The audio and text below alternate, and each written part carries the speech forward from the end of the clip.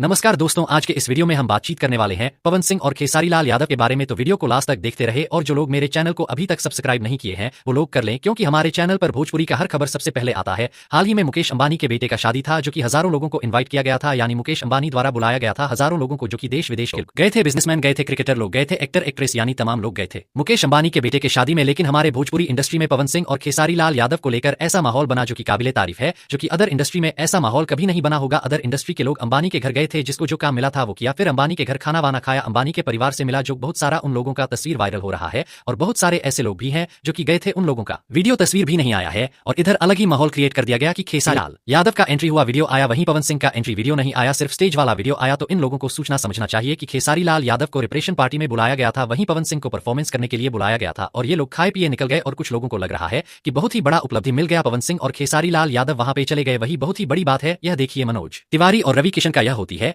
बड़ी बात, जो कि अंबानी से मिले हैं, फोटो खिंचाई है, और कहीं ना कहीं मनोज तिवारी और रवि किशन का पवन खेसारी से स्तर ऊंचा है। और कुछ लोग कहेंगे कि ये दोनों सांसद हैं इसी वजह से। तो दोस्तों, आप सभी को बता देना चाहता हूं, अदर इंडस्ट्री के सिंगर और एक्टर लोग भी अंबानी से मिले थे, लेकिन वही पवन खेसारी का एक भी फोटो वीडियो नहीं आया अंबानी के परिवार के साथ। बस 100 बात की एक बात, पवन खेसारी वहां पर गए थे, यही बहुत ही बड़ी बात है। वीडियो पसंद आया तो ज्यादा लाइक करें, कमेंट करें, शेयर करें, सब्सक्राइब करें। धन्यवाद।